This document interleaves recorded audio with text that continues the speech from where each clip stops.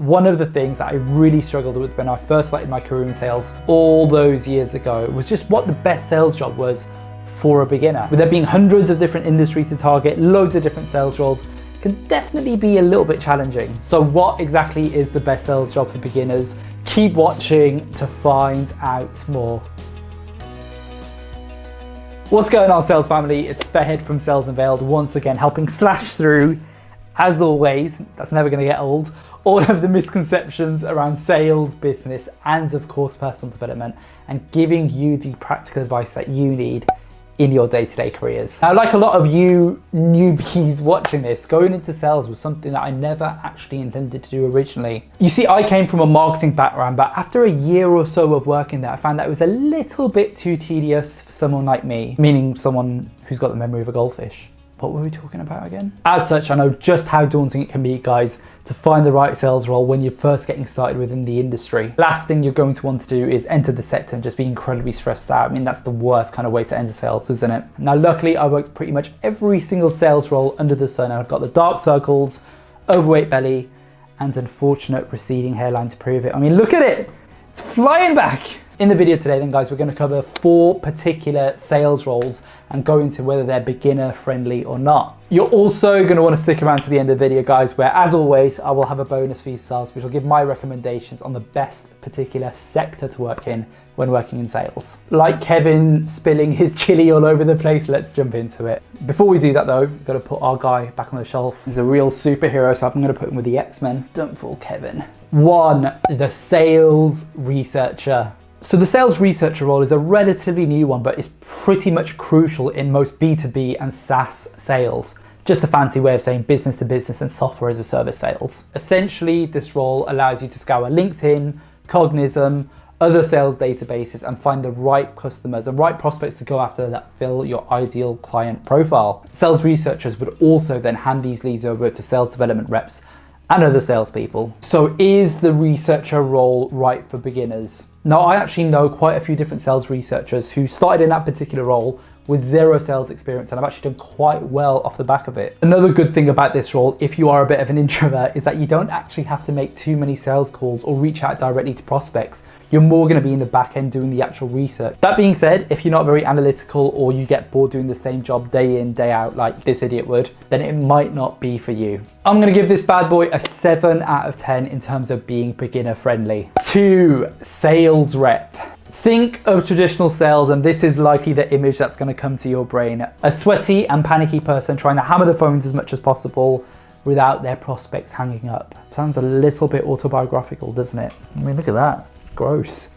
Just one more sale to hit target. Please let me hit target. Wolves are at my door. Now, whilst movies and TV shows have definitely over-exaggerated this a little bit, the truth of the matter is that around about 80% of salespeople get their start in a sales rep role. This role then will generally entail you reaching out to prospects either in a particular sector or job role, cold calling them, sending them cold emails and prospecting them to get a next step booked in, whether that's a further call or a further meeting. So is a sales rep role right for a beginner? I need to stop pausing for effect. It doesn't really do anything for you guys, does it? Yes! Now, whilst all companies don't have sales researchers, most organizations will actually have sales development reps. They're often called a wide variety of things, whether it's sales reps, business development managers, all those different kinds of things. What's even better is that a lot of call center roles are actually quite similar to business development management roles. So if you have a little bit of experience working in a call center, it'll probably be very similar to actually working in a business development job. Now, that being said, I know that this job isn't for everyone. I mean, if you don't really like speaking to people, if you're quite antisocial, if you do suffer from phone fear and it's genuinely, overwhelming for you to call people, then this might not be for yourself. Also, there's something egoistic about this particular role. What I found is that some people who maybe have gone to university, further education, have a degree in a particular individual subject, I've heard those kinds of people say things like, I didn't go to university just to call people or just to work in sales and all those kinds of things. That tends to hinder the perception of this role, but I think personally it's one of the strongest particular roles that salespeople can get started in. I'm going to give this bad boy a 9 out of 10 in terms of being beginner friendly. 3, account executives. Account executives, simply put, are the salespeople that handle the final steps of the sales cycle, whether that's holding those more in-depth meetings, holding those more in-depth calls, negotiating contracts, and most importantly, closing the sale. Now, as a result of this, their job is actually strictly focused on the amount of money that they bring in. So it can be very, very stressful, and probably one of the most stressful jobs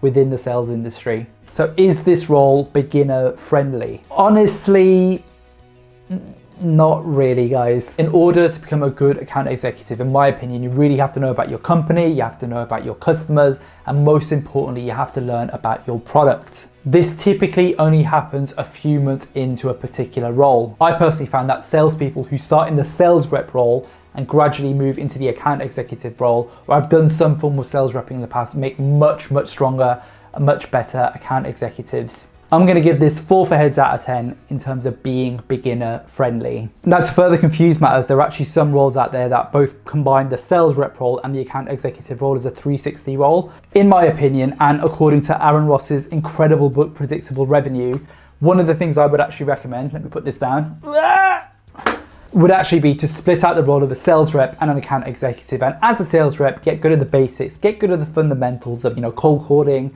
reaching out, negotiation, speaking to prospects, get comfortable doing all that kind of stuff, and you'll be a much stronger and a much better candidate as an account executive. Now, I'd only go after the account executive role as a beginner if you're really willing to push yourself, go the extra mile, work the extra hours. It isn't impossible, it's not unheard of, but you'd have a much better chance of success just starting off in the rep role. 4, commission only sales roles.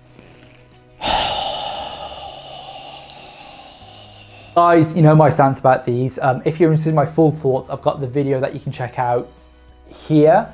But as a rule of thumb, you want to avoid these if you want a career in sales. That being said, and the major caveat to that is if you have absolutely zero experience working in sales, I'm talking about you've never picked up the phone before, you've maybe never worked in a retail sales job, you've never really interacted with human beings, I haven't, then these roles might actually be quite good for yourself. And they'll teach you the basics of resilience, speaking to people, building up your social skills when it comes to sales. Use these roles as a training manual and get the hell out of there as soon as you've got a couple of months experience. I'm going to give this one a solid 4 out of 10 too. Whilst what you learn might be good, it's going to be quite difficult to navigate and find out, the really good commission only sales jobs from the scammy pyramid scheme, be your own boss kind of ones that I may have fallen for one too many times. Salespeople love nothing better than earning a commission and earning a bonus. So why don't I throw one up at the end of this video for yourselves to enjoy there as well. So as you can tell watching this video, my overall recommendation for a lot of you watching this would be to start in a sales development or a business development type role, a sales rep role. It gives you the fluidity to move around. I mean, if you want to be a senior sales rep, then that's something you can definitely do and manage your own little team.